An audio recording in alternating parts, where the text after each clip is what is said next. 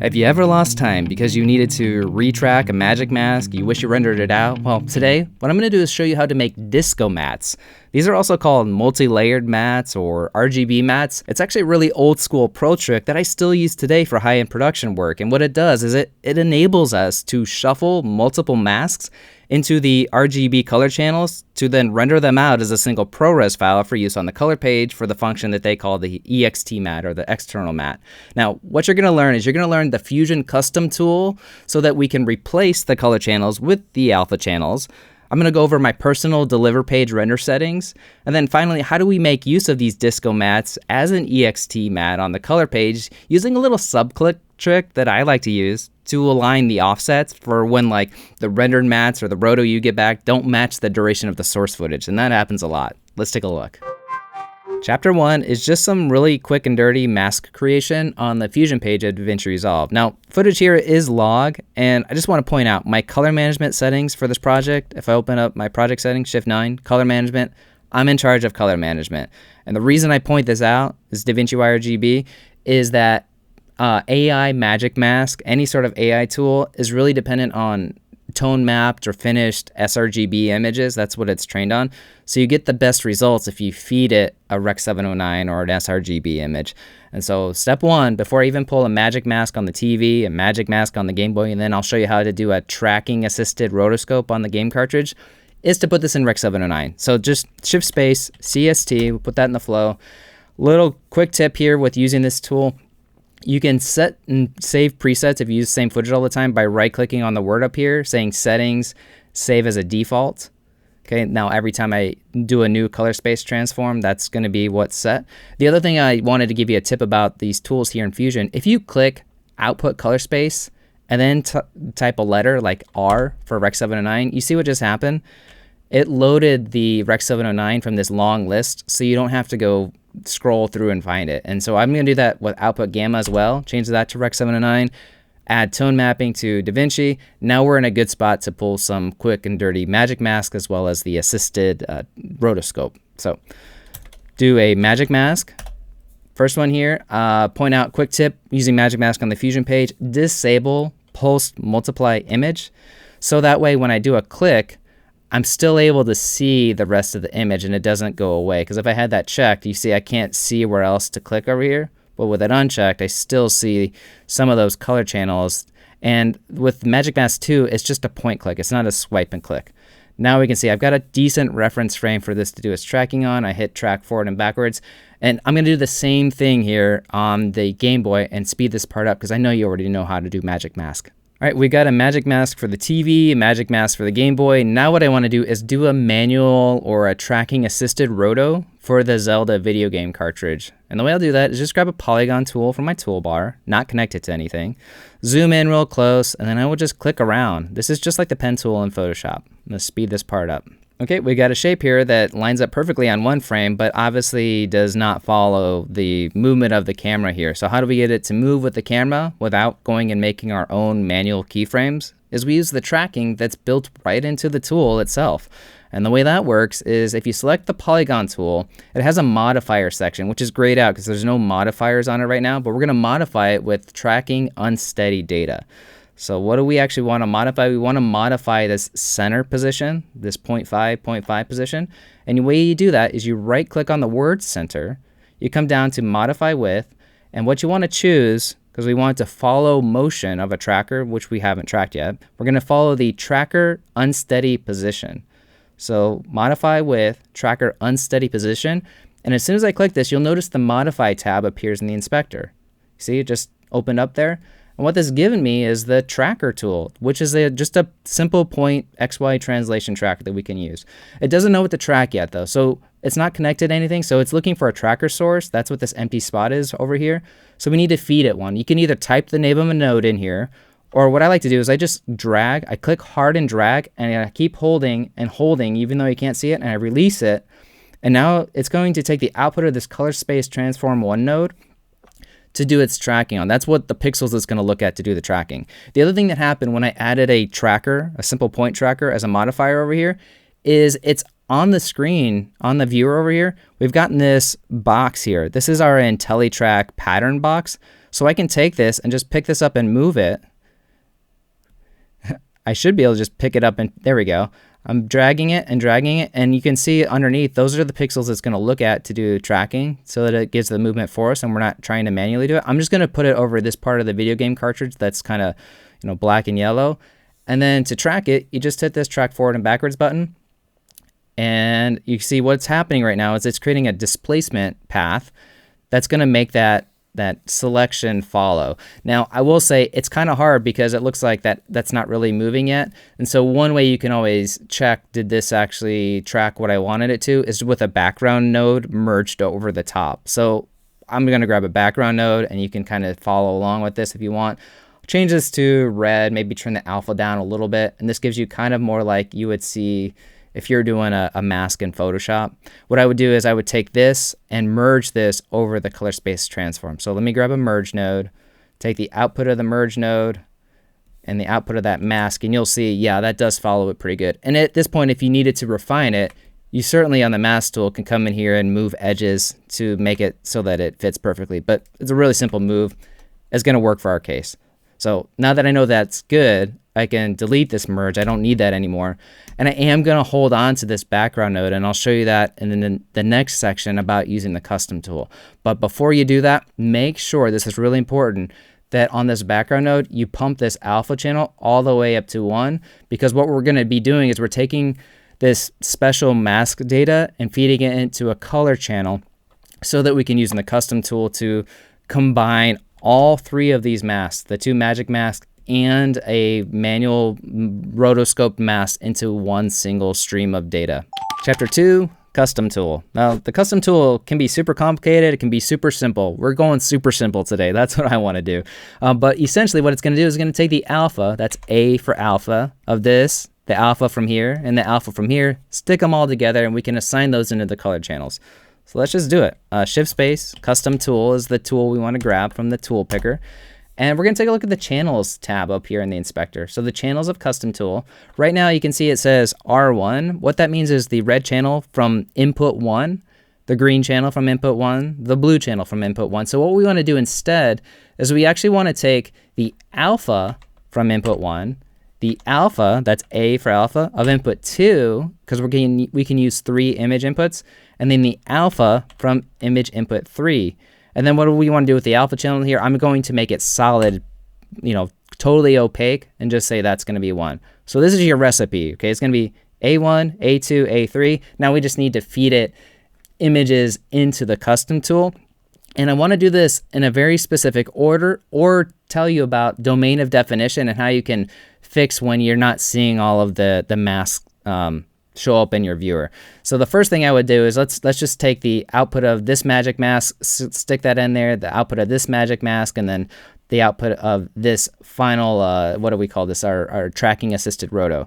We take a look in the viewer over here. I don't want to look at the alpha anymore because I made the alpha be solid, but what I can do is look at the individual channels. So the red, green, and blue, that's R, G, B on the keyboard. So R, G, B. We've got all of those channels are assigned, and they will work perfectly fine. If I hit the C channel, now we can see our disco mats. But the one thing I want to caution you about, or just let you know about, is the domain of definition is defined in the custom tool by image input 1. That's this yellow input. So one thing that you might end up doing is a manual rotoscope sort of thing like this, and not stick that into image input 1, and then you won't see the others. Let me show you how you can solve that problem if you maybe only have these manually masked tools and not magic mask. So let's reshuffle these around. Instead of this being image input 1, let's right click and take the output of the rotoscope, stick this into image input 1, and then if I right click, I can manually assign this into image input 3. And now if I take a look at my R, G, and B channels, I don't see all of them anymore. And the reason why is everything to do with domain of definition coming off of a mask. Domain of definition basically is a bounding box that tells Fusion to ignore pixels outside of this mask, and it's for performance reasons. It makes things run faster, but sometimes we want to expand that.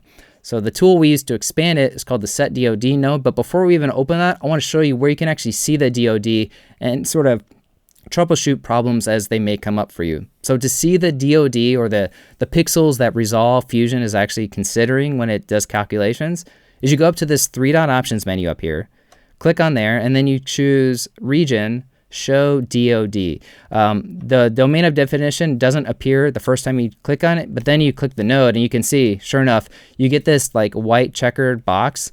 And you can see the domain of definition off a magic mask is the entire frame.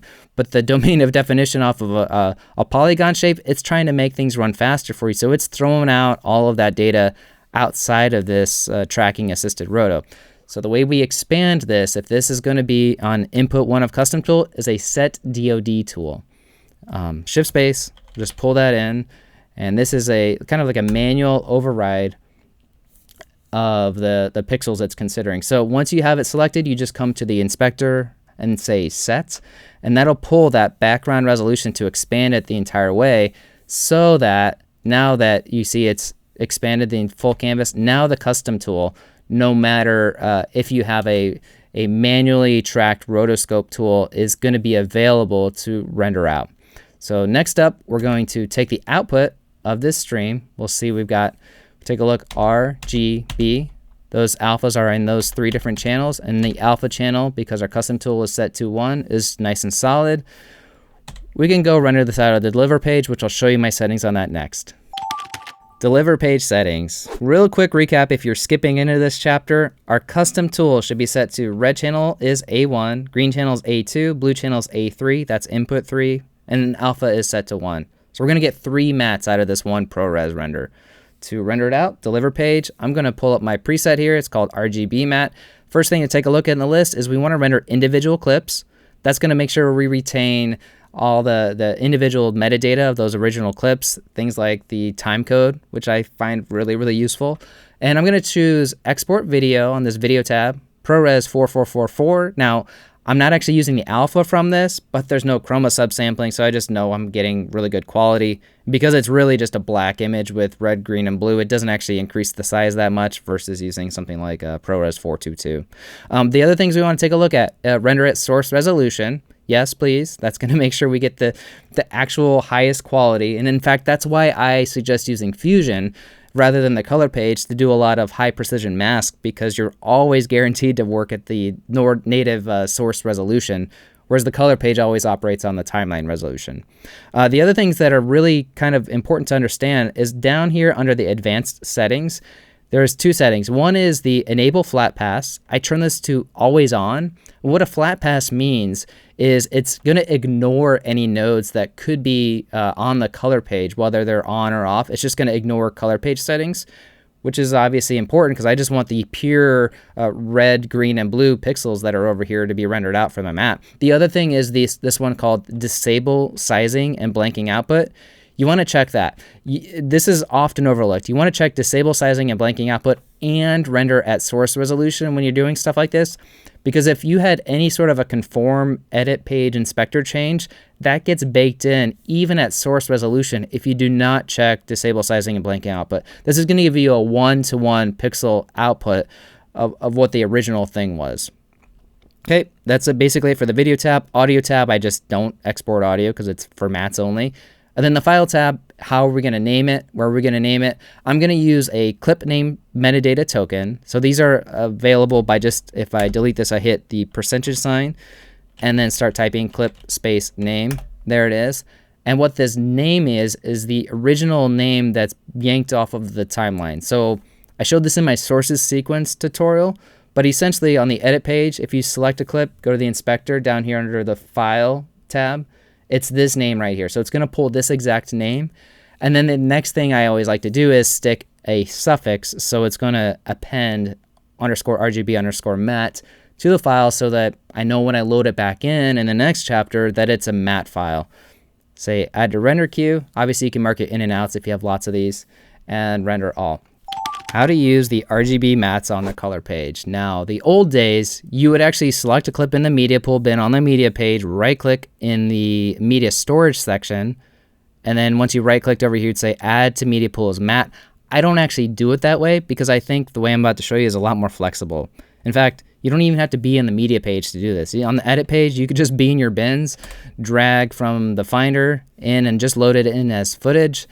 And then on the color page, we can associate it by dragging it into the node graph. But before we do that, I want to point out a really important thing as far as aligning the source versus the externally generated mats, and that's about the durations of them. You'll notice up here, even though I have matching time code because I use the deliver page to keep organization, the source number of frames is completely different. And the way the color page external mats actually work is they look at the very first frame of both of these, and it lines up the very first frame of both of them. It doesn't look at the time code to line them up.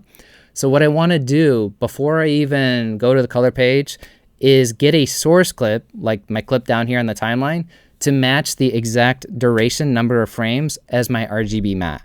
And it sounds more complicated than it is. All it entails is doing a match frame, which is going to mark my in and out points. So the way we do that is just down here in the timeline, click this button over here on the right side of the source or the timeline viewer. That does a match frame, or F is the keyboard shortcut. And what that did is it loaded this clip down here into the source viewer with the exact in point and out point used on the timeline. And then if I want to make a virtual subclip, is I just drag from this viewer to my bin, and then I say create, and you'll notice it basically made another clip that's the same Blackmagic Raw clip, but it matches the exact same duration. So now if I use this clip instead moving forward, the mats are going to line up perfectly. So to do that, I'll just double click this to make sure this subclip, the 59 frame version, is loaded in my source. And then I can come down over here and I'll just drag it down, noob style, and delete the clip that's underneath it. And then go to the color page to actually make use of the mats. So on the color page, I'll open up my media pool. And the way I associate the mat clip with this is I just drag it into the node graph. So here's my RGB mat file. Just drag it, release it. Close up my media pool, and now I've got a mat file that's ready to be used. The mat files in DaVinci Resolve have a lot of outputs, and I want to briefly explain what each of them are. The top one is not red. You would think it would go RGBA, but it doesn't. It starts with, it says alpha, but if there's not an alpha channel in that first one, it actually does a combined luminance of all three channels, and that's not something I ever really found useful. Maybe you can explain how you would use that in the future, but what I want to point out is the actual RGB outputs of here are the second, third, and fourth outputs of here. So that's what I'm interested in. And the final one is a full color image output, which would be useful if you used like external fill as for grain or for lens flares, that sort of stuff. But like I said, I'm concerned with RGB, which is the second, third, and fourth outputs up here. And so let's actually set this up and put it to use. On my final node here, I want to add just a final rendering transform so we get this out of this log state. So I'll use my shift space DCTL node, which this is a free effect that you can go get from GitHub. And it's one of my favorite output transforms that gets you from log to a display state. I really like the DCTL that's called OpenDRT. And I will set this up for my Sony footage because this is Sony FX3 footage. So it's Sony S-Gamut 3, and then it's S-Log 3. And already we've got a pretty decent looking image. I'm going to do all my corrections upstream of this in my node graph. So I'll hit Shift-S, gives me a node before. And I want maybe 4 different versions of this. So I'll hit Option P, Option P, Option P, and now I can, manipulate each of these differently with these different masks. So I'll take the red output right here, the green output, which is my second one, into the mask there, and then the final one, the blue output, will go into here. And if you want to actually see how these have isolated everything, if you hit Shift H, or this is the button for it, right here in the upper left of the viewer, the highlight button, this actually shows you the ISO mat that we had created on the Fusion page. Or it could have come from any sort of visual effects software where they already had masks created. Like, the point of this is if someone already made nice masks, there's no point in you going to recreate them for color correct. Just reuse, ask for the mats as a disco mat, and you'll be set. If we want to actually manipulate these, I'm going to turn this off. Really easy to do. Maybe we'll make this like a Pleasantville effect. I'll go over here, make this black and white, and then pump some color back into these nodes over here. So maybe the HDR exposure or saturation. I'm putting color back into the Zelda cartridge, putting some saturation color back into the Game Boy, and we'll do the same thing to that sort of TV over there. But the main thing to realize with these external mats is if you actually right click on this, it does have this thing that says use Luma for alpha output. That means if I were to use that top output there, it's using combined luminance of all RGB channels. Generally, I would say avoid that. That got me into a little bit of trouble on a project when I didn't quite understand what that meant. And then the other thing that's worth knowing is down here at the bottom where it says select matte, you can actually have different and multiple external mats associated with the clip on the color page. So if you needed 6 channels, you could use 2 external mats. However, I will point out this is the same spot where you can actually choose different layers in a multi-part EXR sequence, which is also really handy because you can store color information and the matte information all in that same file. But for the longest time, just using DPX or ProRes, this is how we did it. And it's still really so useful. Hey, my name is Chadwick. Thanks for sticking with me today. I really do appreciate you. And because there's so much more to learn, I'll see you in the next video.